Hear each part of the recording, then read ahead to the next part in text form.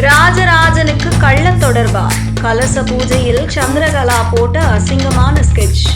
Karthigai Deepam. Metro TN news channel நேயர்களுக்கு வணக்கம். கார்த்திகை தீபம் சனிக்கிழமை எபிசோடில் கோவில் கும்பாபிஷேக கலச பூஜைக்கான ஏற்பாடுகள் நடக்கிறது. ஆனால் ராஜராஜன் வராததால் சிவனாண்டி பிரச்சனை செய்கிறார்.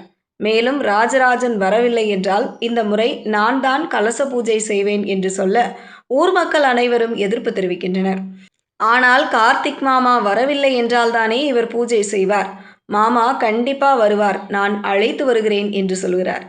இதையடுத்து சாமுண்டீஸ்வரிக்கு வீட்டுக்கு வரும் கார்த்திக் மாமாவை பூஜைக்கு அனுப்பும்படி அழைக்க சாமுண்டீஸ்வரி எந்தவிதமான பிரச்சனையும் செய்யாமல் தாராளமாக கூட்டிட்டு போங்க என்று சொல்கிறார். இதை கேட்டு ஆத்திரப்படும் சந்திரகலா, என்னக்கா எதுக்காக மாமாவை அனுப்புற என்று கேட்க, அமைதியாக இரு சந்திரா, எதுவும் பேசாதே.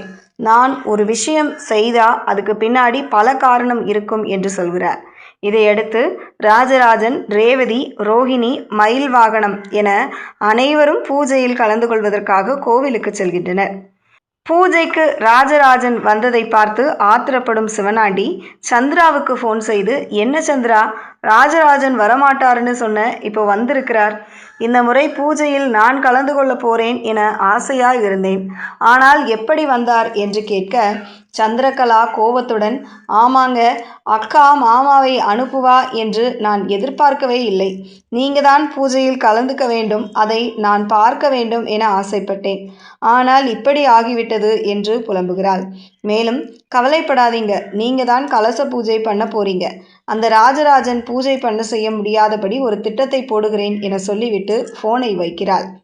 இதையடுத்து சந்திரகலா வீட்டில் சாமுண்டீஸ்வரியின் நகை ஒன்றை எடுத்து ஒரு பெண்ணிடம் கொடுத்து, என்னை ராஜராஜன் ஏமாற்றி விட்டார் என்று ஊர் மக்கள் முன் சொல்கிறார். சந்திரகலா சொன்னது போலவே அந்த பெண்ணும் பூஜை நடக்கும் இடத்திற்கு வந்து, நானும் ராஜராஜனும் திருமணத்தை மீறிய உறவில் இருந்தோம், ஆனால் இப்போது என்னை ஏமாற்றி விட்டதாக சொல்கிறாள். இதை கேட்டு அனைவரும் அதிர்ச்சி அடைகின்றனர்.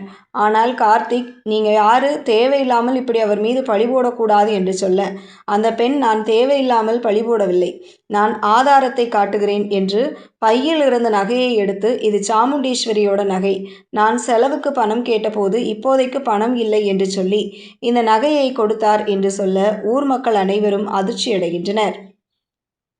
செய்திகளை உடனுக்குடனும் துல்லியமாகவும் தெரிந்து கொள்ள மெட்ரோ டிஎன் நியூஸ் சேனலை ஃபாலோ பண்ணுங்க.